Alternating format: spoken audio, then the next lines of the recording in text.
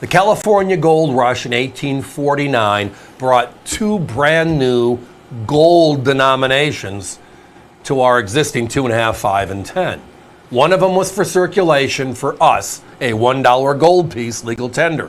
The other was a big 1 ouncer, the $20, that was meant more so for business and or government-to-government transactions. The coin you never see today?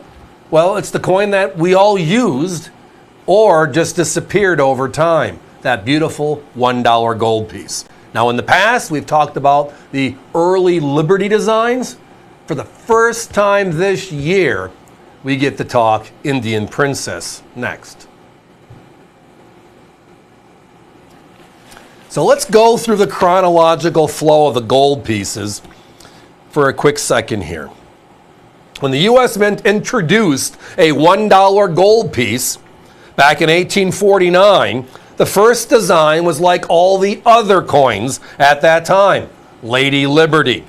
And it was called the Liberty Head design. They call it Type 1 as well. And that was 1849 to 1854. Then they changed it to the Indian Princess, right? Very similar to what would become the Indian Head Cent design. But they call it the Small Head. And that was 1854 to 1856, or Type 2. And then there's the last $1 gold design ever for circulation, which was 1856 to 1889.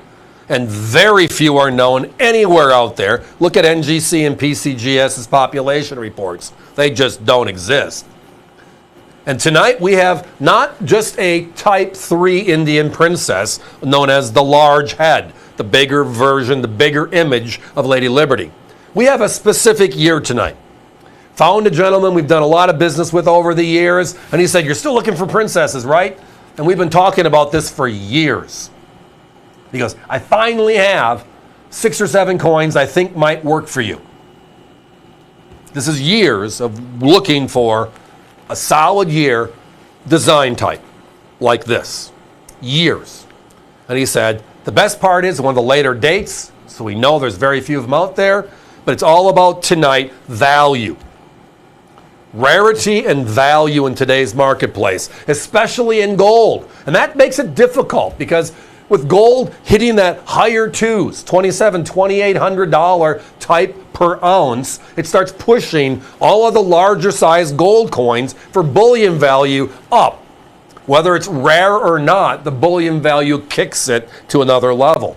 But it's the smaller denominations.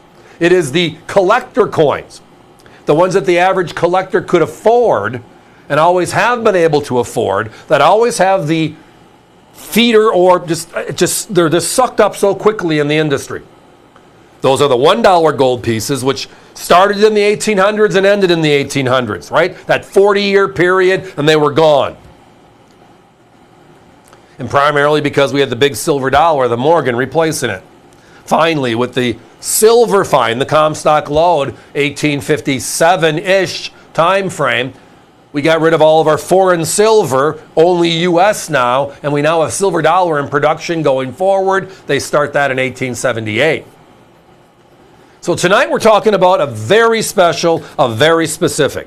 If you go back in time and just look at the ballpark, and again, red books, black books, guidebooks in general will tell you how many were made, and then you have to go and try to figure out how many are known to exist.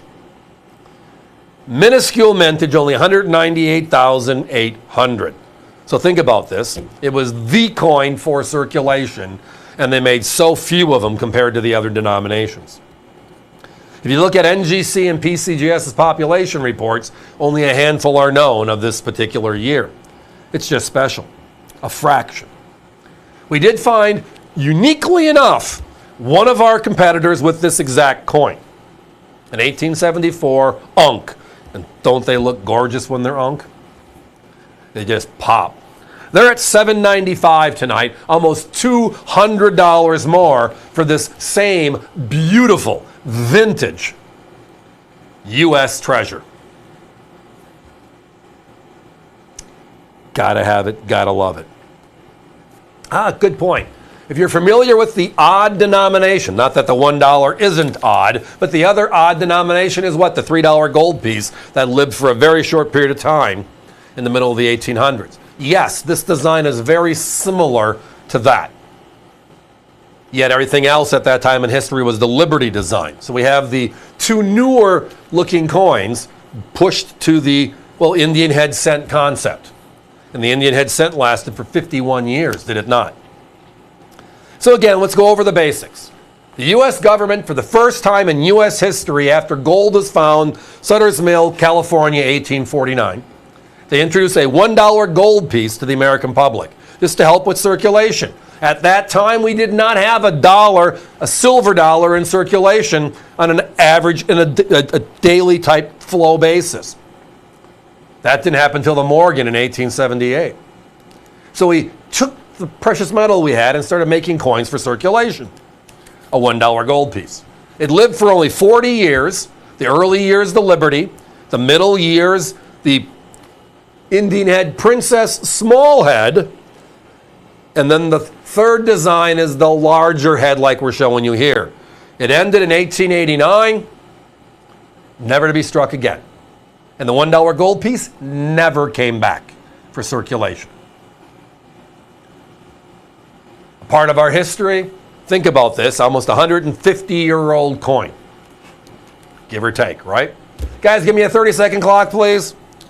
Only got a couple left. If this is in your shopping cart, avccoins.com, using the website just as an ordering anchor, because the phones are always busy, and we thank you from the bottom of our hearts for that.